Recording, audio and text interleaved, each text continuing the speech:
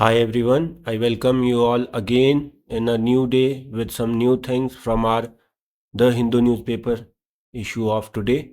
So let's just start. First question is, under which act does the Schedule M or M schedule prescribes good manufacturing practices for pharmaceutical products in India?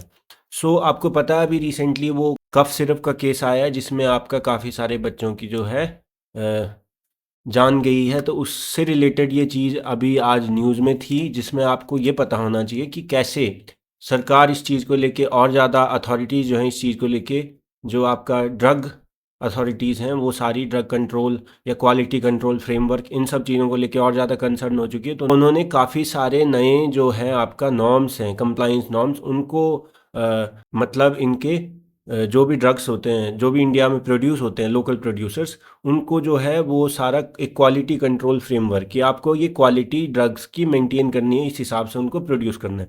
तो actually होता है क्या है, जब भी हम बात करते हैं कि भाई हम जो है ड्रग्स के लेवल पे आपका एक्सपोर्ट इंक्रीज करने की बात करते हैं, तो आपको पता है कि काफ़ी सारी टाइम्स क्या होता है कि हमारे जो यहाँ से जो एक्सपोर्टेड चीज़ें होती हैं उनको बाहर बैन कर दिया जाता है बिकॉज ऑफ क्वालिटी इश्यूज, है ना। तो उसी सब चीज़ों के लिए आपको क्या है कि मतलब जो ड्रग प्रोडक्शन होता है हमारे इंडियन मैन्युफैक्चरिंग जो यूनिट्स हैं, आपका लोकल लेवल पे जो ड्रग्स जो होते हैं उनका मैन्युफैक्चरिंग जो भी होता है उसके लिए एक स्टैंडर्ड होने चाहिए।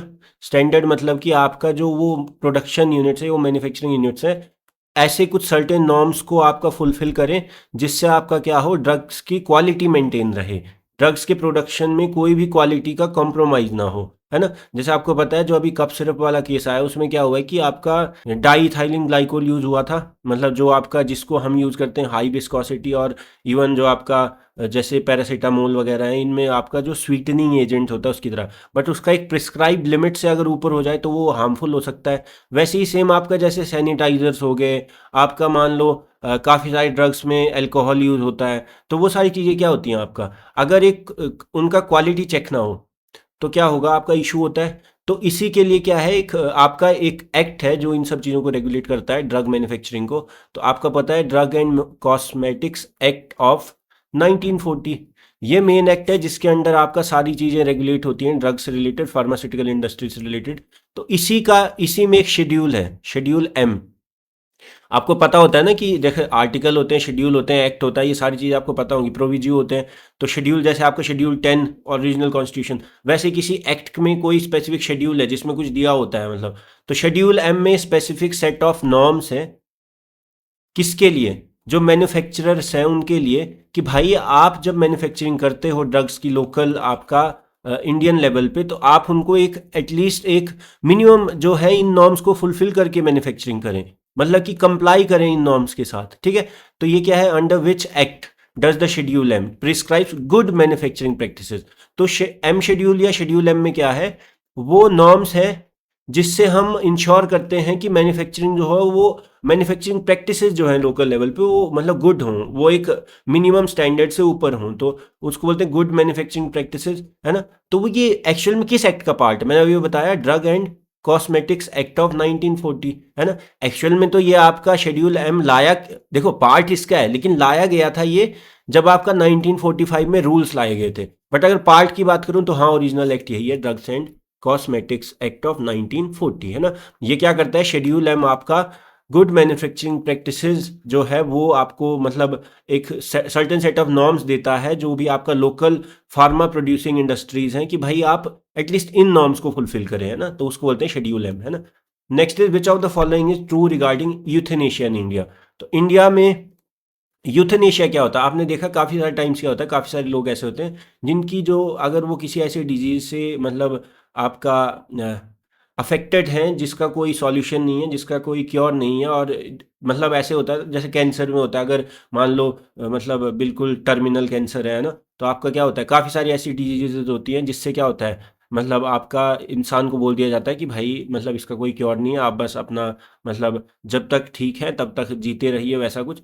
तो होता क्या है, कई बार ऐसा भी होता है कि कोई ऐसी बीमारी लग जाती है जिसका कोई क्योर नहीं है, बट वो इंसान की लाइफ को बहुत ज़्यादा अफेक्ट करी है, लाइक पेन होना, काफ़ी सारी चीज़ें, लाइक लाइफ जो जी भी रहे हैं वो मतलब इंसान को लगता है कि इससे तो मतलब जिंदा ना रहना ही बेहतर है। तो ऐसे केसेस में क्या होता है, यूथेनेशिया की बात होती है कि क्यों ना हम ऐसे लोगों को जो मतलब जो जी नहीं सकते हैं, जिनके पास मतलब ऐसे कि if they can not survive, मतलब उस तरह से एक सर्टेन स्टैंडर्ड ऑफ लाइफ, वो पेनफुल है, तो क्या हम उनकी उस पेन को एंड कर सकते हैं? वो सारी चीज़ों की बात होती है। तो यहाँ पे एक्चुअल में क्या होता है कि जैसे right to die with dignity, it is under article 21, है ना? इट इज़ अंडर आर्टिकल 21 की इंसान को जितना जीने का हक है उतना ही एक डिग्निटी के साथ राइट टू डाई मतलब है ना? अदरवाइज कोई फायदा नहीं है, आप मतलब जीते रहिए, लेकिन अगर आपका लाइफ का जो स्टैंडर्ड है वो बहुत लो हो चुका है आपकी बॉडी लेवल पे, तो आप शायद मतलब इतने पेन में होंगे कि आपको लगेगा कि इससे अच्छा तो मतलब ऐसे जीने से, तो ऐसे जीने के स्टैंडर्ड से तो जीना ना पड़े तो ज़्यादा अच्छा है ना। तो काफ़ी सारी चीज़ें होती हैं, लेकिन इंडिया में स्टिल ये मतलब ऐसी चीज़ों को मतलब ज़्यादा उस नज़र से नहीं देखा जाता है, मतलब जो अभी करंट आपका बाहर के देशों में देखा जाता है। तो यहाँ पे इंडिया में दो तरह की बात करूँगा मैं, तो एक होता है एक्टिव यूथनेशिया, एक होता है पैसिव यूथनेशिया। क्या फ़र्क होता है दोनों में? एक होता है एक्टिव यूथनेशिया, जहाँ पे जो भी आपका हेल्थ केयर प्रोवाइडर्स होते हैं या जहाँ पे आपको हॉस्पिटल में रखा हो या कुछ भी, जो भी प्रोफेशनल्स होते हैं वो एक्टिवली इन्वॉल्व होते हैं यूथनेशिया में। एक्टिवली इन्वॉल्व होना मतलब कि एक्सटर्नली वो ट्राई करेंगे कि कैसे आपका मतलब जो पेन है उसको कम किया जाए, कैसे आपको धीरे धीरे मतलब लाइफ एंड की जाए, मतलब कैसे किया जाता है ये ऑब्वियसली बाहर से कुछ इंजेक्ट करके, कोई सर्टेन मतलब आपका केमिकल्स हो गए, कुछ हो गया है ना बाहर से, मतलब एक्सटर्नल आपको यूथेनेशिया किया जाता है। लेकिन पैसिव में क्या, पैसिव मतलब वो एक रोल नहीं प्ले करते, वो सिंपली क्या, मान लो अगर कोई वेंटिलेटर सपोर्ट पे है तो हम क्या करें, उसकी नेचुरल डेथ है उसको क्या करें, पोस्टपोन करें वेंटिलेटर सपोर्ट पे अगर कोई, या लाइफ सपोर्ट पे है। तो ये पैसिव यूथेनेशिया में क्या होता है कि बाहर से वो कुछ रोल नहीं प्ले करते, वो बस इस वेंटिलेटर सपोर्ट को हटा देते हैं, मतलब कि जो डेथ होती है उसको उसके नेचुरल वे में होने देते हैं। तो आपको मैंने बता दिया यूथेनेशिया दो टाइप के होते हैं, एक तो होता है एक्टिव, एक्टिवली पार्टिसिपेट करना बाहर से एक्सटर्नली, मतलब इंजेक्ट करना कुछ है किसी तरह से, है ना। लेकिन पैसिव यूथेनेशिया क्या होता है कि भाई वो नहीं कर रहे कुछ भी रोल, वो बस अपना जो लाइफ सपोर्ट है उसको मतलब हटा दे रहे, विड्रॉ कर दे रहे हैं, जिसकी वजह से। तो which of the following, obviously India में पैसिव यूथनेशिया अलाउड है सुप्रीम कोर्ट के काफ़ी सारे केसेज में, लाइक जब आपका कॉमन कॉज केस था 2017-18 है ना के आसपास का, तो उसमें क्या है कि is allowed under right to die with dignity. अब इसमें भी ऐसा है कि इसमें भी काफ़ी सारी चीज़ देखी जाती है, इसमें भी क्योंकि सर्टेन स्पेसिफिक प्रोसीजर या रूल्स नहीं है, तो ऑब्वियसली है इस चीज़ को भी इतना मतलब अलाउ तो नहीं किया जाता, बट हाँ मतलब अगर कोई एक सर्टेन स्टैंडर्ड प्रोसीजर्स के थ्रू पास होके, मतलब वो सारा आपका चेक्स के थ्रू, तो ये आपको पता होना चाहिए। Next is the PM Setu schemes, the PM Setu scheme, ये आपको पता होना चाहिए। हमारे इंडस्ट्री जो, अगर मैं वर्क फोर्स की बात करूं इंडिया में, तो आपको पता है स्किल मिसमैच बहुत बड़ा इशू है। क्या होता है कि हमारे जो स्कूल कॉलेज करिकुलम में जो पढ़ाया जाता है और इंडस्ट्री की डिमांड है उसमें बहुत बड़ा गैप आता है, और काफ़ी सारे लोग तो इसलिए भी जॉब नहीं करना चाहते हैं क्योंकि वहाँ पे उनको लगता है कि उन्होंने जो चीज़ सीखी है उसकी एस्पिरेशन उनकी बहुत हाई होती है। तो यहाँ पे क्या होता है कि काफ़ी सारे, जैसे मान लो आपका ट्रेनिंग इंस्टीट्यूट जो होते हैं, आईटीआई जिनको बोलते हैं, इंडस्ट्रियल ट्रेनिंग इंस्टीट्यूट, वहाँ पे और ज़्यादा फोकस किया जाएगा कि कैसे वहाँ पे उनको मॉडर्नाइज किया जाए, कैसे वहाँ उनको मॉडर्नाइज किया जाए, और मॉडर्न जो आपका इंडस्ट्री है उसमें जो स्किल नीड होती है उन सब चीज़ों को लेके आपका जो गवर्नमेंट आईटीआईज होते हैं उनको मॉडर्नाइज किया जाए, ताकि आपका स्किल्स जो है मार्केट डिमांड के साथ मैच कर सके। तो PM Setu scheme specially launched for ITIs, government ITI, जहां पे इनको मॉडर्नाइज किया जाएगा through a hub and spoke model aligning skills with the market demand, है ना।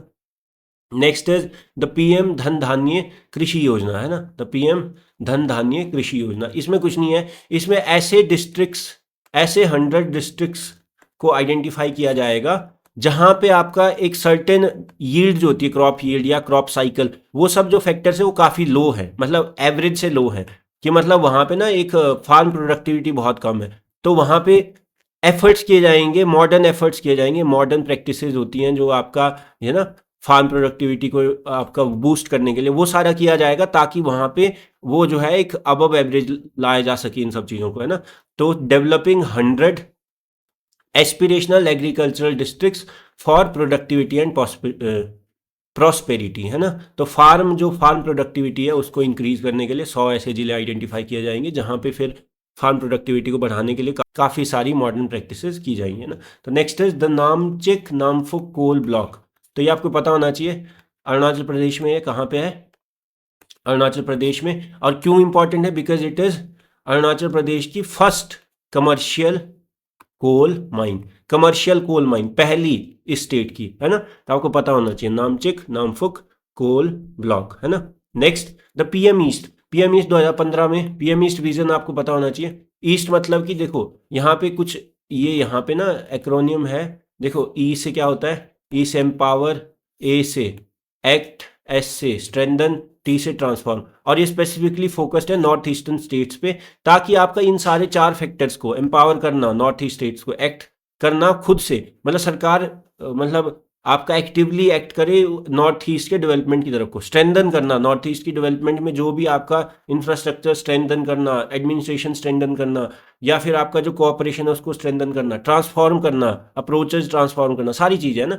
और यहाँ पे नॉर्थ ईस्ट का एक बैलेंस डेवलपमेंट हो, बैलेंस मतलब कि देखना है कि डेवलपमेंट डिमांड जो है उसके साथ साथ सारी चीज़ें, मतलब कि रीजनल डेवलपमेंट अगर मैं बात करूँ, रीजनल डिस्पैरिटी ना हो, कि मतलब ऐसा ना हो कि नॉर्थ ईस्ट का कुछ एरिया तो डेवलप हो जाए, कुछ एरिया, तो सभी जगह बैलेंस डेवलपमेंट हो, सभी लोगों को उसका फायदा पहुंचे, और साथ ही साथ एनवायरनमेंट के साथ सस्टेन करके, है ना। तो ये आपका इंटीग्रेटेड टाइप का एक विजन है, तो ये आपको पता होना चाहिए। नेक्स्ट ये आपको पता होना चाहिए, अब धीरे धीरे हर एक दिन के साथ आपको नोबेल प्राइज अनाउंस होंगे। तो 2025 का नोबेल प्राइज पिछले कल अनाउंस हुआ, कौन सा, मेडिसिन वाला, है ना, मेडिसिन वाला, या इसको आप फिजियोलॉजी भी बोलते हैं, है ना। तो ये किसको मिला ये आपको पता होना चाहिए, है ना, किसको मिला होना और किस चीज़ के लिए मिला है। तो मिला है ये आपका ऑटो इम्यून रेगुलेशन की डिस्कवरी, है ना। तो ये क्या होता है मैं आपको समझाता हूं, पहले आप नाम देखिए किन किन को मिला है, मेरी सोनकोव, Fred Rendel and Simeon Sakaguchi, है ना। तो इन सबको मिला है, और आपको पता होना चाहिए कि ऑटो इम्यून कंट्रोल के लिए मिला है, ऑटो इम्यून कंट्रोल के लिए मिला है। इसका मतलब क्या है, देखो हमारा इम्यून सिस्टम जो होता है उसका काम क्या होता है कि फॉरेन जो भी आपका इन्वेडर्स होते हैं उनको, उनके अगेंस्ट एक्ट करना। पर कई बार क्या होता है इम्यूनल डिसऑर्डर्स की वजह से, डिसऑर्डर क्या होता है एज के साथ आ सकते हैं, जेनेटिक डिसऑर्डर हो सकते हैं। तो इम्यूनल डिसऑर्डर की वजह से क्या होता है, हमारे इम्यून सिस्टम क्या करता है, हमारे अपने ही बॉडी के हेल्दी सेल्स या हेल्दी टिश्यूज पे एक्ट करना शुरू कर देता है, जिसकी वजह से क्या हो जाता है बॉडी में काफ़ी सारे इम्यूनल डिसऑर्डर आ जाते हैं, इसको बोलते हैं ऑटो इम्यूनल डिसऑर्डर। अब इसको रेगुलेट करने के लिए भी एक पेरिफेरल इम्यूनल सिस्टम होता है, जिसमें अगर मैं बात करूं रेगुलेटरी टी सेल्स, है ना। अब आपको अगर इम्यून सिस्टम का थोड़ा बहुत आइडिया होगा, बी सेल्स टी सेल्स तो आपने पढ़े होते हैं, टी सेल्स तो आपको पता है ना, एक्टिवली जो पार्टिसिपेट करते हैं इम्यून सिस्टम। लेकिन इसके अलावा भी रेगुलेटरी टी सेल की डिस्कवरी, जो आपका एक एक्स्ट्रा पेरिफेरी प्रोवाइड करते हैं to protect against the auto immune disease, है ना। तो रेगुलेटरी टी सेल, तो ये आपको पता होना चाहिए किन किन को मिला है, ठीक है। तो ये आपने नाम एक बार कंफर्म कर लेना, मैरी शायद बोरनकॉव है और फ्रेड रैम्सडल है ना। यहाँ भी कई बार थोड़ा ना ये टाइपिंग एरर हो जाता है, या मतलब कंपाइलेशन के टाइम पे, और ये तो सही है शिमोन साकागुची। इसमें से आपका एक जापान से है, 2 यूएसए से, है ना। तो ये आपको पता होना चाहिए। वैसे तो आपको ये पता होना चाहिए कि ऑटो इम्यूनल डिसऑर्डर्स क्या होते हैं, जब आपकी बॉडी का इम्यून सिस्टम आपके बॉडी के सेल्स को ही डिस्ट्रॉय करना शुरू कर दे, वो भी हेल्दी सेल्स, है ना। तो उसको बोलते हैं ऑटो इम्यूनल डिसऑर्डर, जो काफ़ी सारे फैक्टर से होता है। जैसे आपका अगर मैं जेनेटिक्स के लेवल पे बात करूं, तो एज के साथ साथ क्या होता है काफ़ी सारे जेनेटिक म्यूटेशंस होते हैं, जिसमें अगर कोई ऐसा जीन आपका म्यूटेशन हो जाए जिसकी वजह से आपका इम्यूनल रिस्पॉन्स खराब हो जाए, तो आपका वो सारी चीज़ें हो सकती हैं। उसके अलावा भी आपका जैसे एज बेस्ड फैक्टर्स होते हैं एज के साथ, जैसे आपका टीलोमियर होता है एक, है ना। एज के साथ टीलोमियर अगर डिटोराइट होना शुरू कर दे तब भी म्यूटेशन के चांस बढ़ते हैं। अब ये क्या होता है इसके लिए मैं कंफ्यूज नहीं करूँगा, इसके लिए हम स्पेसिफिक बातें करेंगे जब भी नीडेड होगा। So that's all for today. I hope you like the video. If you like my efforts please do like the video, subscribe to the channel, share the video, comment on the video, है ना। And I will see you all in the next lecture.